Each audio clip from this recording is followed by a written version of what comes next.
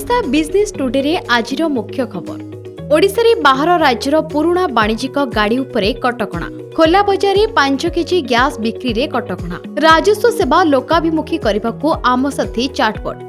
एबे मेट्रो हेले वर्षकू 2000 कोटी क्षति हेबो एने सूचना दैछंती मंत्री। कोल गैसिफिकेशन 2 वर्ष रे कार्यक्षम हेबो लखनपुर प्रकल्प। देशर 12 प्रमुख बंदर रे 915 नियुत माल परिवहन कराजिबो। भारतर अभिवृद्धि 6% को कमिबो। आसिबा संपूर्ण खबर को। बाहर राज्य रे चलाचल करुथिबा 10 वर्षरु ऊर्ध्व पुराणा वाणिज्यिक गाड़ी उपरे कटकणा लगाइले सरकार।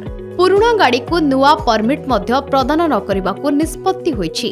एपरि गाड़ीर मालिकाना हस्तांतर किंबा कोनोसी टिकस ग्रहण उपरे अंकुश लागिछि। ए निष्पत्ति लागू करिबाकू सबु आरटीओ को निर्देश होईछि। राज्य रे गैस संकट चलिथिबा समय रे 5 केजी सिलिंडर रे गैस भर्ती उपरे कटकणा जारी करिसेंती सरकार। जोगाण मंत्री कृष्णचंद्र पात्र कहिसेंती बेआईन गैस कारोबार रोकिबाकू सरकार पदक्षेप नेउछंती। आ खोला बजार रे केही गैस बिक्री करि परिबेनी। केवल लाइसेंस प्राप्त एजेंसी माने बिक्री करिवे। खोला बजार रे कलाबजारी करा जाउथिबारु गैस संकट सृष्टि होउछि। साधारण लोके किपरि भाबरे सहजरे प्रशासन को निज समस्या जणाई परिबे एवं त्वरित सहायता पाई परिबे ताहाको सुनिश्चित करिबा पई आम साथी चाटबट दक्षता विकास करा जाउछि। एहा द्वारा व्हाट्सएप माध्यम रे जनसाधारण निजर समस्या किंबा अभियोग सहजरे जणाइबा सहित तहसीलदार एवं अन्य संपर्कित अधिकारी ताहाको ग्रहण करी त्वरित पदक्षेप नै परिबे।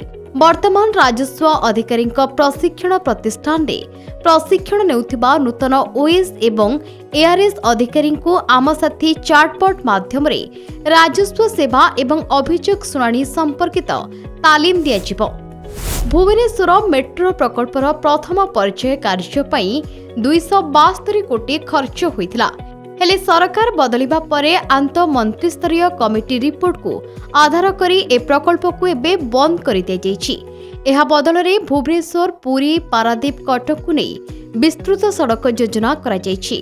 पूर्त मंत्री पृथ्वीराज हरिचंदन कहिसेंती वर्तमान स्थिति रे मेट्रो प्रकल्प हेले प्रतिवर्ष 2000 कोटी टंका क्षति हेबो।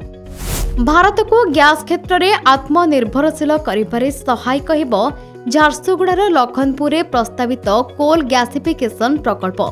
एथिपाई निकटरे महानदी कोलफील्ड्स लिमिटेड और Bharat coal gasification and chemicals limited मध्यरे जमी लीज चुक्तिनामा स्वाक्षरित होईछि।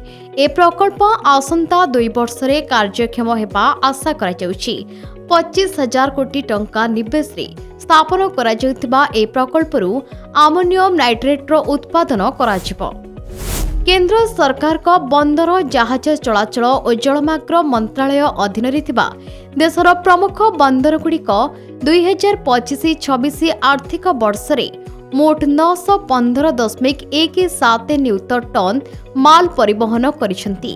2024-25 आर्थिक वर्ष तुलन रे 2025-26 रे देशर 12टी प्रमुख बंदर गुड़िकरे 7.06% अधिक माल परिवहन होईछि बोली बंदर जहाज चलाचल और जलमार्ग मंत्रालय पक्षरु कहुଯାଇଛି। दीनदयाल बंदर सर्वाधिक 160.11 नियुत टन माल परिवहन करिथिबा बेले पारादीप बंदर 156.45 नियुत एवं जवाहरलाल नेहरू बंदर 102.01 नियुत टन माल परिवहन करिछि।